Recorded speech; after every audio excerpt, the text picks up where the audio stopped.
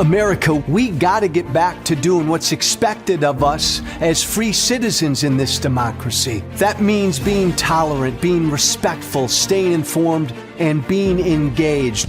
I'm former Congressman Joe Walsh. Follow me here and join the millions of Americans who are renewing their social contract with each other. The social contract, it's on us.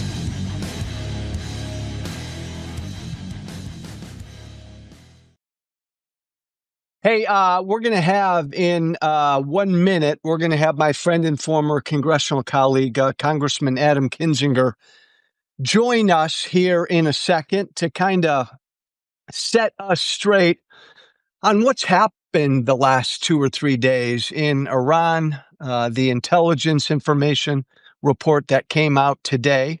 So hang in here, guys. I'm going to bring Congressman Kinzinger in just a second. He'll join us for a little bit, and then I'm going to cover a couple other topics after we bid adieu to Adam Kinzinger. But what a crazy, crazy day, right? Crazy, crazy day, right? Crazy couple days in the Middle East, right? Wasn't it Donald Trump, the night the bombs dropped, didn't he say totally obliterated? Isn't that what he just said? Amy, it's good to be part of the Democratic Party. Hello, Joan. Hello, Kimmy. Hello, Michelle. Hello, everybody. I am going to now, I want to talk about, hello, Melissa. Hello, Arlene, Kimmy. Everybody come on in. I'm going to pull, watch what I do here, because I'm an ignoramus. I am going to pull in, there he is. Invite one co-host. Let's see if I do this right. I'm inviting Adam Kinzinger to join us here in a second. We're waiting for him. Hello, Bob B. Hello, everybody. There he is. What's up, buddy? How are you, my friend? I'm living. What about you? Well, I'm older than you. You're young. You're handsome. You're in good shape. I got a little dark left in the hair. You got a little white and gray on the beard. I like it. I do. Well, you know what's funny is, I've got the beard going, obviously, and like people now are like, well, you either have a mustache or you need to shave your beard evenly. I'm like, listen, it's all even. It's there. In light. It's all there.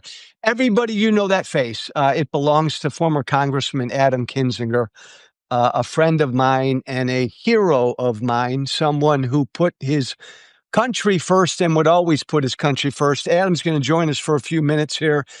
Adam, I don't know where to start. I guess start with the intelligence that we learned today. Tell us what you're making of all of this right now.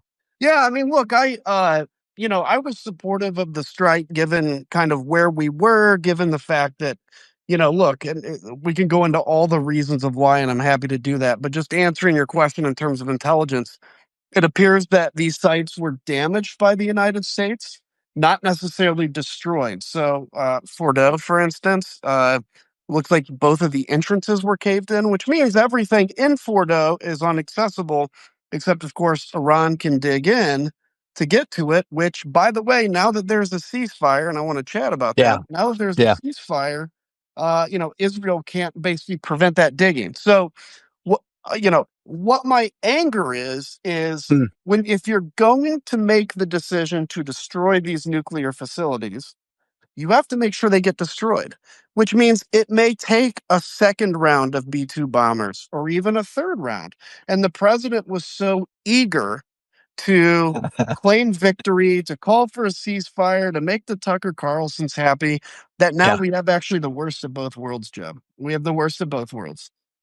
So, Adam, that's actually fascinating. And you and I generally agree, Iran cannot have a nuke. The strike to me made sense. But yeah, my friend, it's the way like they put this whole thing together, like one and done, boom, happy days are here again. The expectations were crazy. They were. And, people can hold two ideas in your head at the same time, particularly when it comes to foreign policy and a specific thing like this, which is, I wish there was a completely different team in charge, and I wish this guy wasn't making the decision. Yeah. At the same time, the U.S. military is capable of this strike. And so, look, I just want to hit a couple of the things real quick on why Yeah. Iran shouldn't have a nuke. First off, people will say, well, we had the nuclear deal with Obama, and I agree, maybe we shouldn't have left that, but we did. That's in the rearview mirror, so we are where we are now. That actually was the first deal ever cut since the Nuclear Non-Proliferation Treaty's been in effect that Yeah. basically allowed them, because the NPT says you can build a peaceful nuclear program. It doesn't say you can build a bomb. This allowed them to get to 60% enrichment. And Yeah. 60 to 90% just takes weeks. Once it's 90%, it's weapons grade.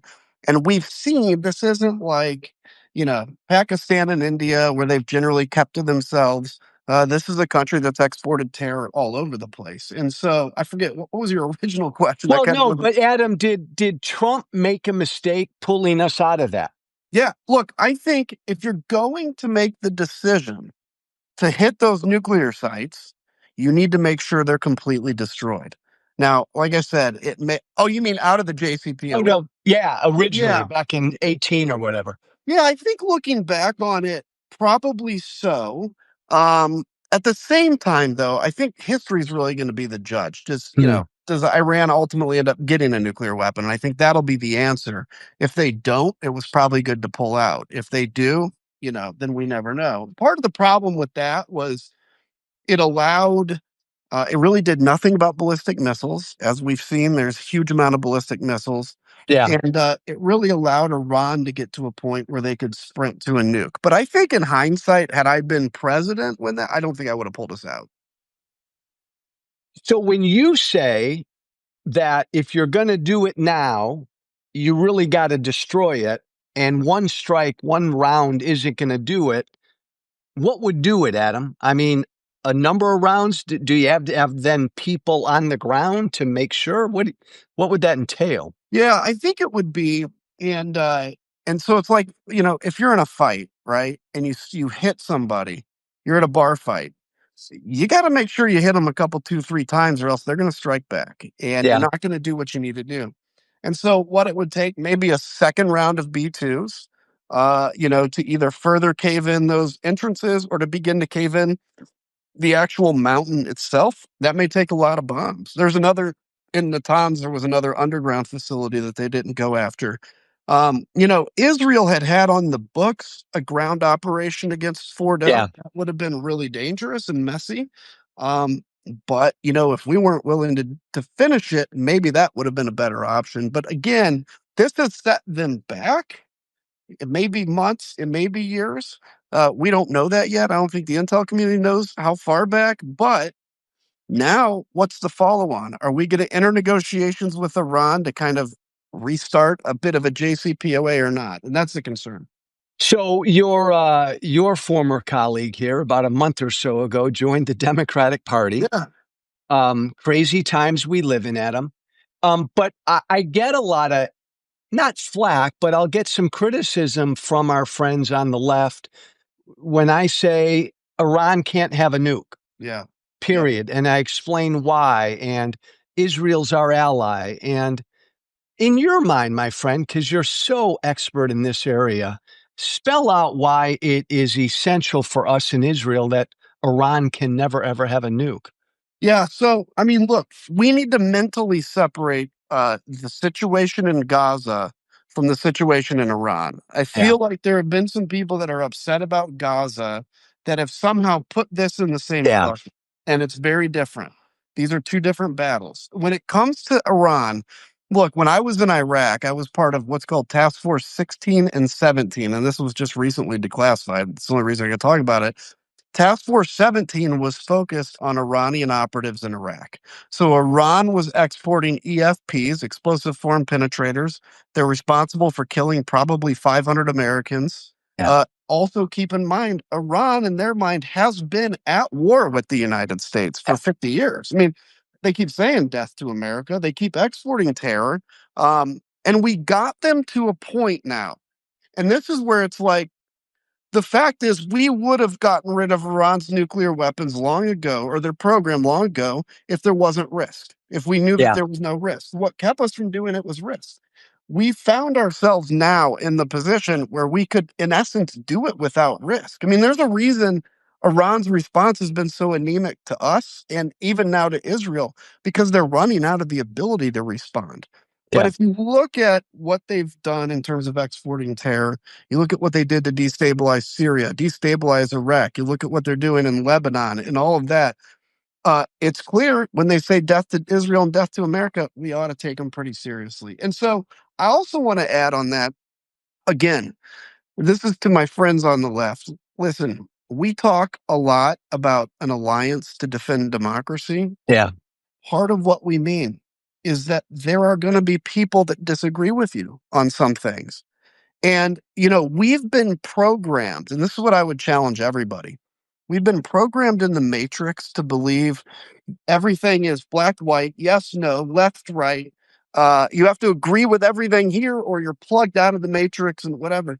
We have to, as adults, be able to hold that we can have different views on different things. I mean, listen, Joe, I had people, I said, look, I support the strike. I mean, some of the, oh Yeah. my gosh, you're Donald Trump now. Yeah. You're back with Donald Trump. Yeah. No, I can't stand Donald Trump, right? He's a huge threat to democracy. This thing I agree with. And actually, if you want somebody to just tell you what you want to hear, there's plenty of people that can do that. I'm here to tell you what I think. Adam, that's such an important point because uh, you and I have been out there kind of in no man's land for a few years, Yep. attacking my former party, the Republican Party, and that ain't easy. But we'll catch flack from both sides. It's interesting. Since I became a Democrat, my strong support of Israel, I've found real pushback. Mhm. Again, to what you just said, this is all about democracy and the rule of law. There's got to be room in that tent for pro-Israel Democrats and Israel critical Yeah. Democrats, If you want to win, I mean, if you want to win an if you election. want to win. And here's the thing. So I think right now we're in a position in this country where Democrats and Republicans cannot have like in Congress, if you think about it, there is no compromise. There's no allowance for difference. It's really just raw power politics. Yeah, So what's the next option? Either the Republicans stay in charge or the Democrats have a big tent party where there will be debates, where yeah, there will be disagreement, but you can handle those disagreements within the party. There can actually be compromise within the party.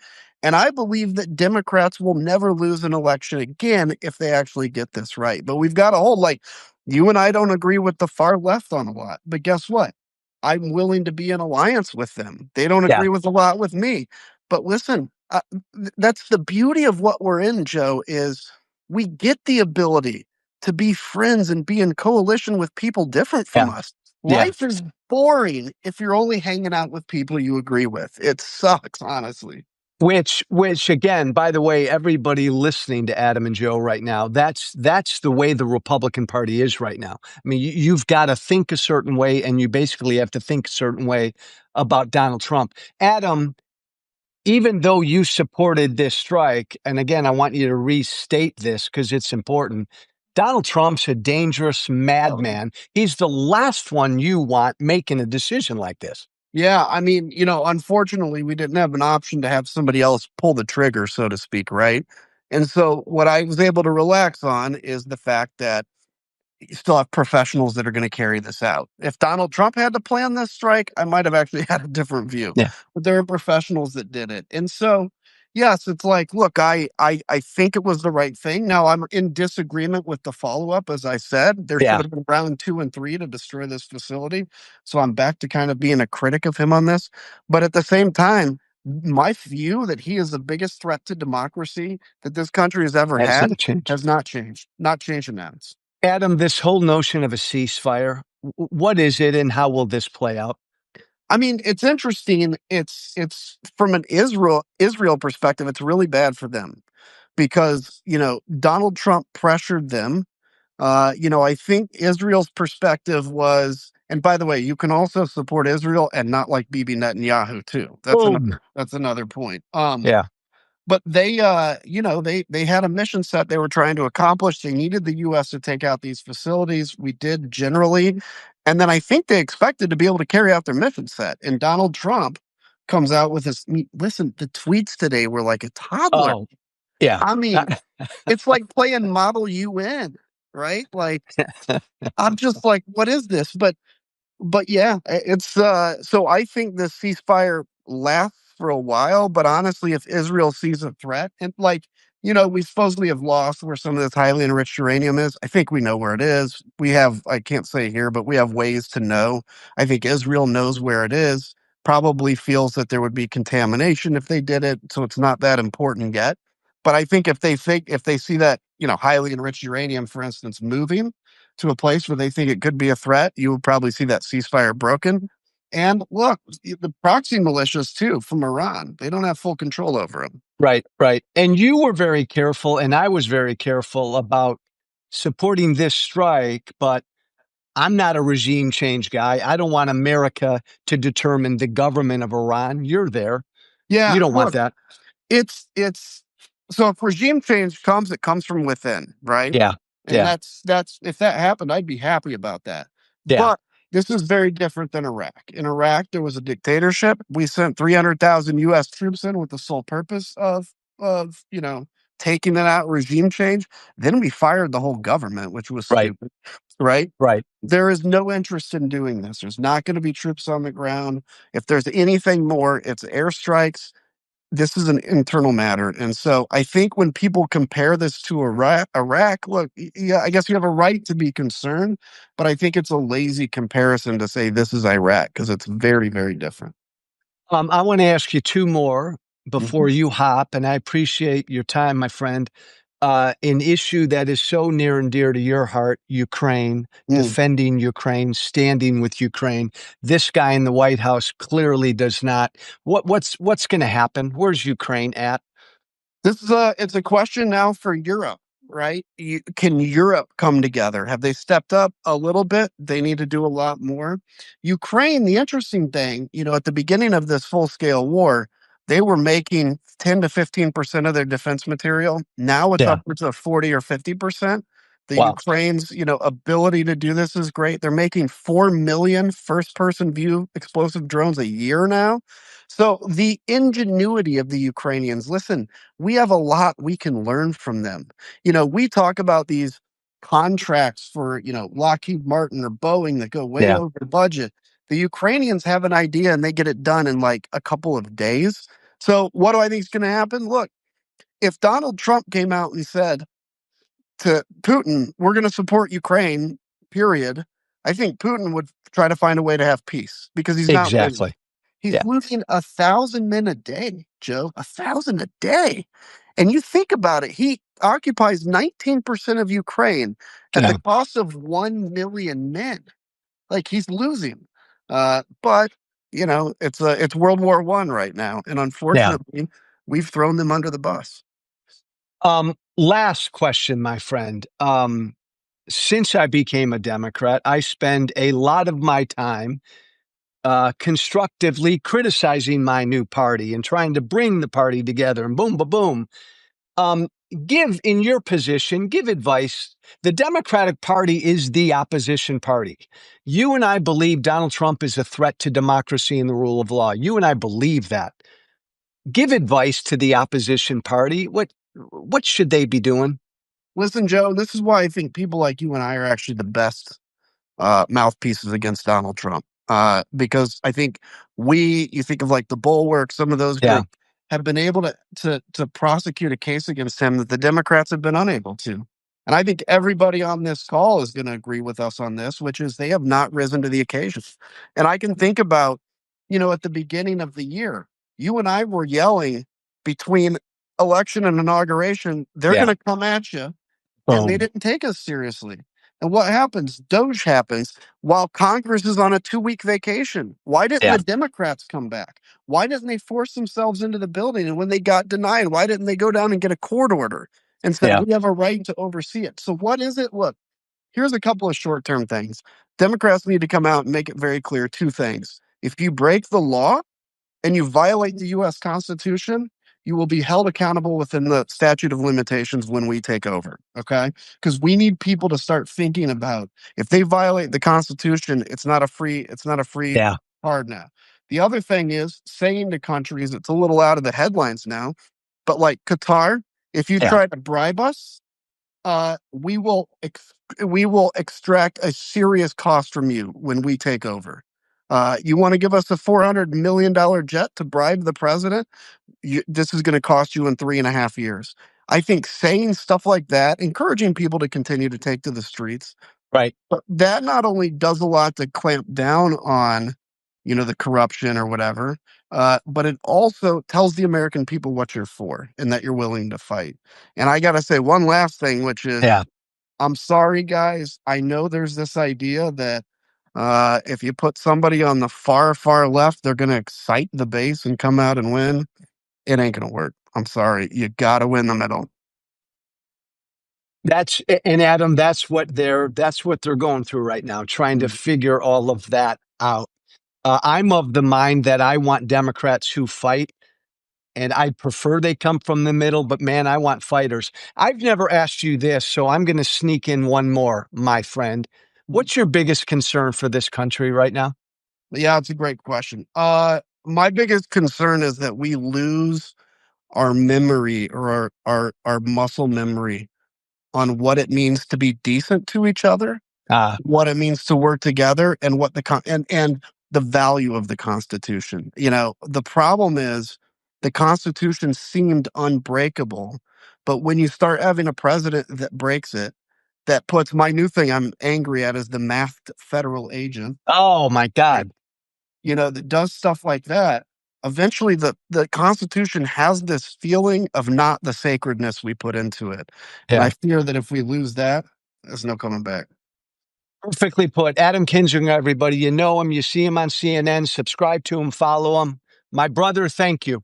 You bet. Good chatting with you. See you, You everybody. too. Thanks, Adam. Thanks, Adam. All right, everybody. That was my friend and former colleague, Adam Kinzinger. I'm back talking about Iran and everything. Couple more things I wanted to get into before we quit tonight. And I just want to yell momentarily. I find myself every damn day screaming into the wind, this is not who we are. I scream at my dog. I scream at my wife. I'll scream at neighbors when I'm out walking my dog. This is not who we are. We are disappearing people off of our streets. We are detaining innocent people. We're going into Home Depots and 7-Eleven parking lots, daycare centers, hospitals, courthouses, parks. We're grabbing nannies. We're grabbing young women. We're grabbing kids. My God, 2 days ago, ICE, our immigration cops, grabbed a 25-year-old wife of an American veteran as she was breastfeeding her 3-month-old baby. Grabbed her in a courthouse as she was sitting there to go to her green card proceeding. And she's sitting there breastfeeding her 3-month-old, and our immigration cops grabbed her and detained her, and they're holding her. And this is happening all over the country. Every damn motherfucking day this is happening all over the country. And this is why I scream. This is not who we are. I used to say that a lot. And then I said, you know what? That doesn't make any sense. Maybe I should just say we're better than this. We're better than this. But that didn't seem strong enough to me. This is America. We don't, as Adam said, we don't have cops, law enforcement, fully masked, fully armored, hopping out of unmarked vans and just grabbing people. And I want to remind everybody listening to me right now, if you're not agreeing with what I'm saying right now, if you think, but Joe, man, Trump said he'd go after the violent criminals. We got to get the violent criminals who are in this country illegally. Man, 93% of the people that Trump's government has grabbed are not violent criminals. 65% of them have no criminal record at all. 93% of them do not have a violent criminal record. If you're a violent criminal and you're in this country illegally, well, then get the hell out. That's not who Donald Trump is grabbing. To get his numbers up, because Trump's still pissed off that Obama and Biden each deported more people than he did. To get his numbers up, Trump is going after innocent people. People who've been in this country for a long, long time. People who came into this country as children. Fathers of Marines. Did you hear that one yesterday? ICE grabbed someone cutting the grass outside an IHOP in Los Angeles, grabbed the guy, threw him down on the ground, beat him, and subdued him. And now they're holding him, this Mexican man. And you know what? This Mexican man is the father of 3 American Marines. That's what we're doing. This is not who we are. We just grabbed and roughed up yesterday in Los Angeles the father of 3 American Marines. This kind of shit is going on in this country every single day. He was just cutting the grass. He's a landscaper. He's got 3 boys who serve this country. This is not who we are. And by the way, those 3 Marines, his 3 boys, they said that their dad, who ICE grabbed, taught them to love this country. He loves America. He taught his 3 boys to love America and to always give back to America. He was applying, the dad was, for citizenship. And we grabbed him. And I'm sure maybe you've seen the video. It's all over. These ICE ops, fully masked, big burly guys, pounding this old man down on the sidewalk. I got a dream. I got a dream. I know Trump's stupid tariffs are going to fuck up the economy. I know Trump may get us into World War III. I get all of that. But I think it's this issue that's gonna kick Trump and my former political party in the butt in 2026. It's this issue, the cruelty, the ugliness, the brutality, the un-American aspect of what we're doing on our streets, grabbing innocent people and disappearing them. Not violent criminals. We're in Home Depot parking lots. We're in 7-Eleven parking lots. We're on farms. They're in restaurants. They're in hospitals. Our government, that's where they are grabbing people. And I think these images, look, I believe, I come from MAGA. I know a lot of his supporters like this, and I hear from his supporters every day, and they tell me every day, this is what we voted for, Joe, man. He's going after the violent criminals. And then I tell his supporters, these aren't violent criminals, and they don't care, Joe. Man, he's doing what we told him to do. And I understand that's how a lot of his supporters feel. But I believe in my bones, this is not where most Americans are. This is not where most Americans are. Most Americans do not want our immigration cops grabbing a woman in court who's breastfeeding her 3-month-old child, who's married to an American veteran. America doesn't want that. Most Americans don't support that. Most Americans don't want the father of 3 American Marines grabbed and detained.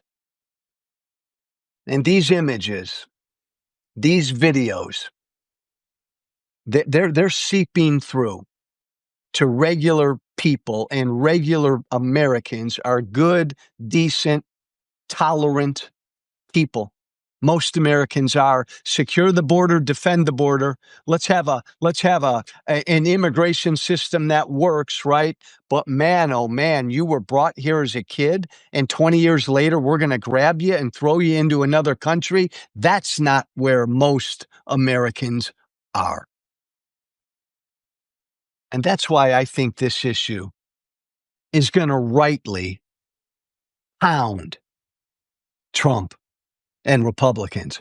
A lot of it has to do with what Kizinger said, is we have to continue protesting in great numbers. These No Kings protests. We got to keep protesting peacefully wherever these ICE cops are, whatever communities they're in, grabbing people out of Home Depot and 7-Eleven parking lots and off of farms.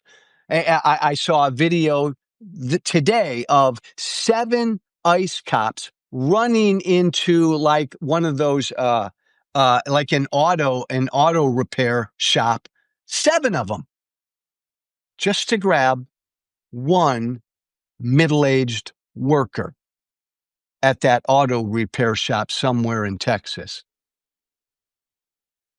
Man, if we can't stand up against this, we can't stand up against anything. And one more reminder on this topic before we get out. You know who should be detained? You know who ICE should be detaining? Our politicians, our business leaders. They're the ones who created this fucked up, messed up immigration system that we have. They're the ones who created it. They created this mess. They incentivized people to come here illegally. They needed the workers. They wanted whatever. Our politicians gave us a fucked up immigration system for years. They haven't bothered to fix it. Big business has told them to keep it this way. So they create this system, and good, decent people from around the world come here just looking for a better life, looking for work, and we're going to grab them and detain them and rough them up. Fuck that. We should be detaining the people who created this broken system. The ones responsible for our broken immigration system. Detain our politicians. Detain the business leaders. Until they fix this broken immigration system. Don't penalize the good people who just came here taking advantage of the system that we had in a good way for a better life. That doesn't get said enough. We don't speak to that enough. These damn politicians now, these Republicans cheering on, grabbing grandmothers and kids, ICE grabbing grandmothers and kids. These politicians created the system. Fuck them. Detain them. Oh, that pisses me off royally. Hey, if you are a first-time listener, thank you. This is The Social Contract with Joe Walsh. This is a community of resistors. That's what we are. And we're just trying to grow our community of resistors. I'm a former Tea Party guy. I left the Republican Party 5 years ago. 1 month ago, I formally became a Democrat. I now am a proud member of the Democratic Party. And I'm going to do all I can. And I told Adam this, I'm doing all I can to help teach the Democrats how to fight, to help teach the Democrats how to connect with regular folk again, and to help the Democrats create this big tent.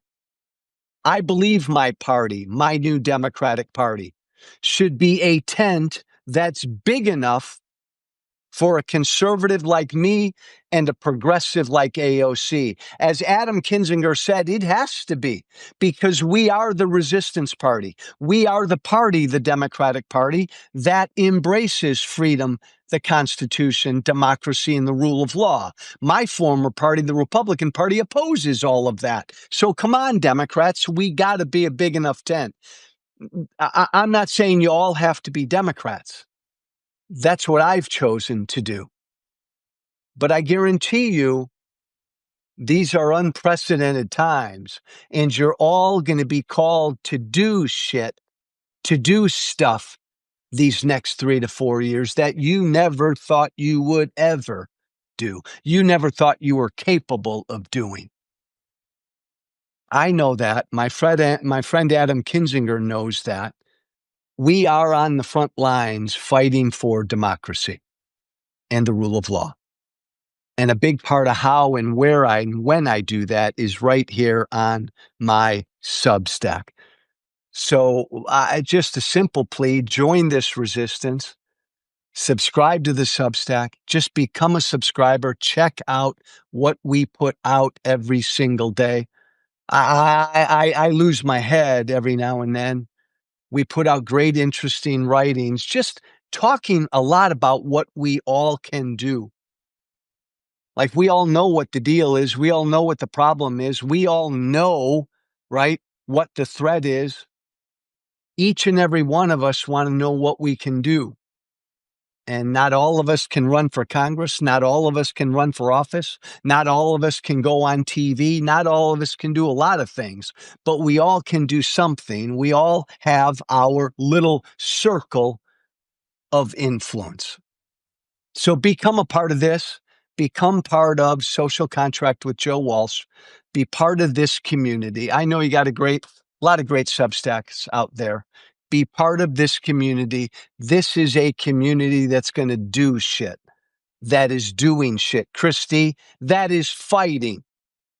If you don't want to fight and you don't want to hear talk about fighting, then this is probably not the place for you. But I think you want to fight. I think we all do, because we all love and want to save this democracy and the rule of law. So God bless you all. Thank you for joining.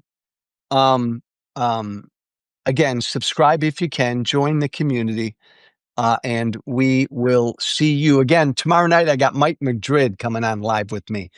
Fascinating stuff. We'll be talking about the Latino vote and the Democratic Party as well. So God bless. Thank you for tuning in, everybody. It's good to be a Democrat. It's good to be a Democrat. I'm proud to be a Democrat. Amen. Because I'm on the side of democracy and the rule of law. I couldn't be any happier than that. God bless everybody. Have a great night. Be brave. Thank you for listening. Remember to listen, share, and follow The Social Contract with Joe Walsh on Apple Podcasts, Spotify, and everywhere great podcasts are found.